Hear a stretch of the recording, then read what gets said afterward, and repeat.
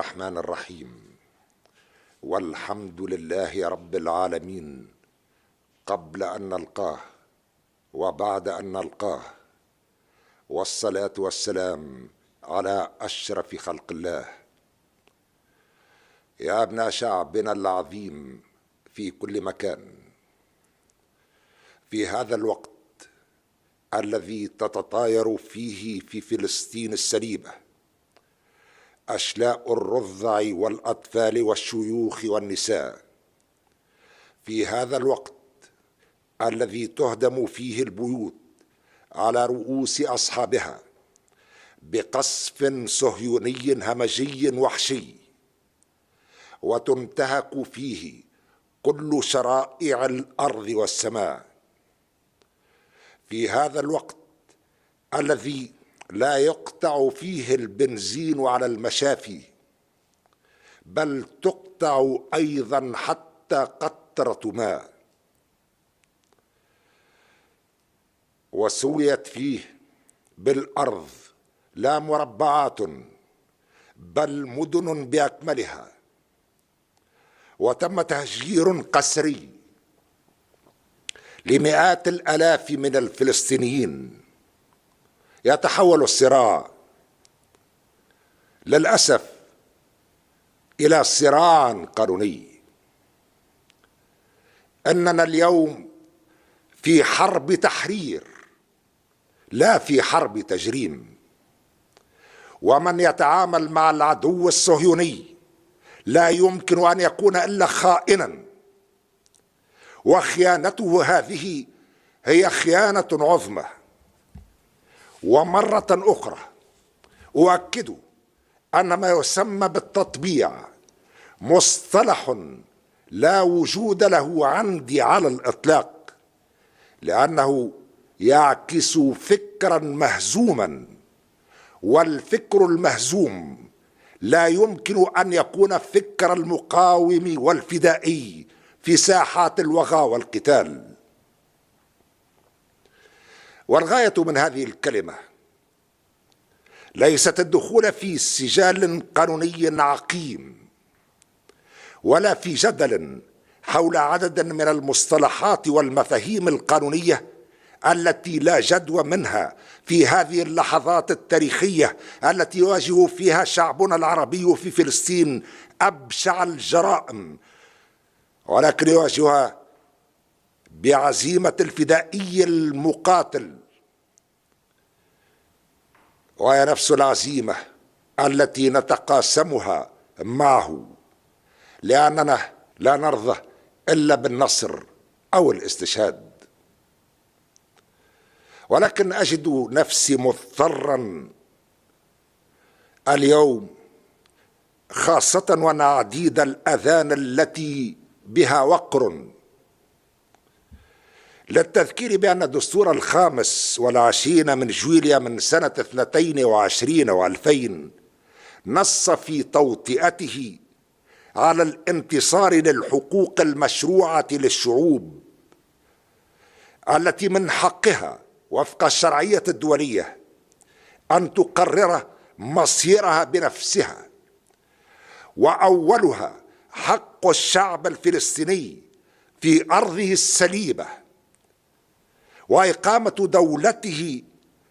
عليها بعد تحريرها، وعاصمتها القدس الشريف. والفرق واضح بين ما ورد في الدستور التونسي الذي صحح مسار الثورة وما ورد في دستور سنة 14 و2000 الذي اقتصر على الإشارة إلى مناصرة حركات التحرر العادلة، وفي مقدمتها حركة التحرر الفلسطيني. فلا إشارة على الإطلاق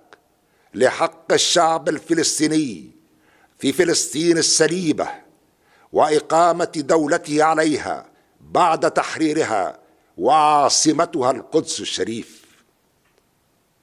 فهل تحتاج الشمس إلى دليل؟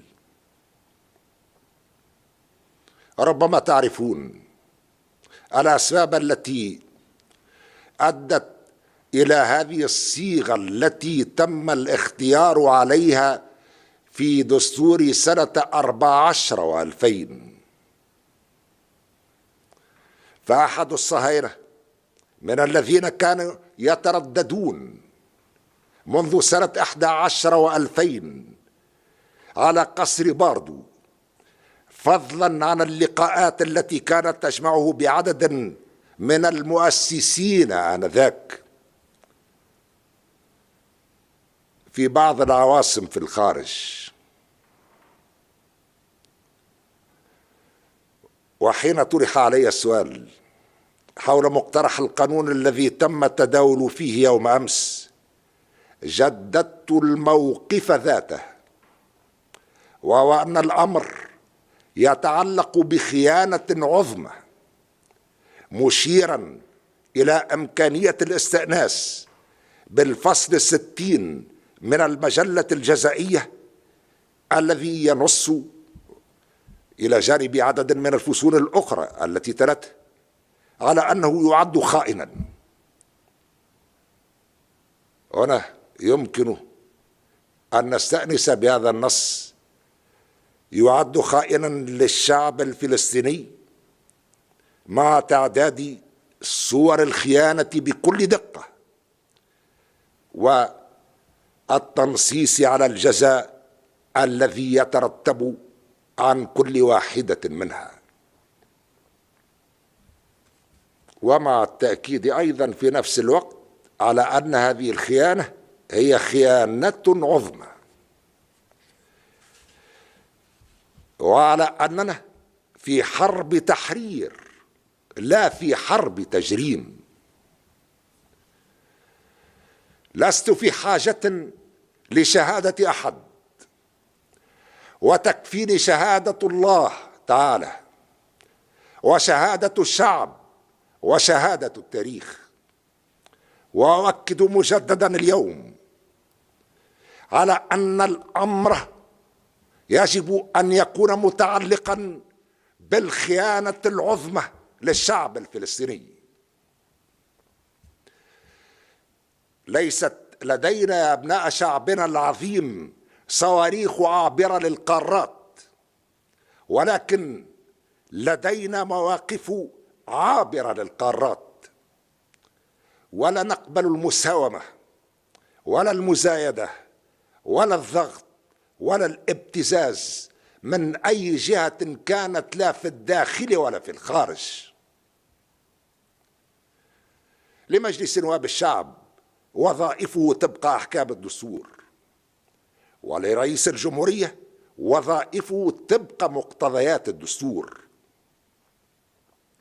والسيادة في كل الحالات للشعب التونسي، والشعب التونسي يريد تحرير كامل الوطن المحتل، كما كان ذلك يردد كل يوم في إذاعة صوت فلسطين، صوت الثورة الفلسطينية بالجماهير العربية، معبأة ومنظمة ومسلحة، وبالحرب الثورية الطويلة الأمد أسلوبا، وبالكفاح المسلح وسيلة، حتى تحرير فلسطين، كل فلسطين. هذا هو الموقف بالأمس واليوم وغدا، لأن حرب التحرير هي حرب نخوضها مع كل أحرار العالم، والتحرر لا يؤخذ بالنصوص وبالتمني،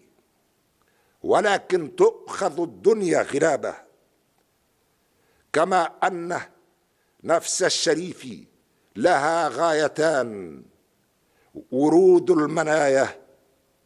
ونيل المنى.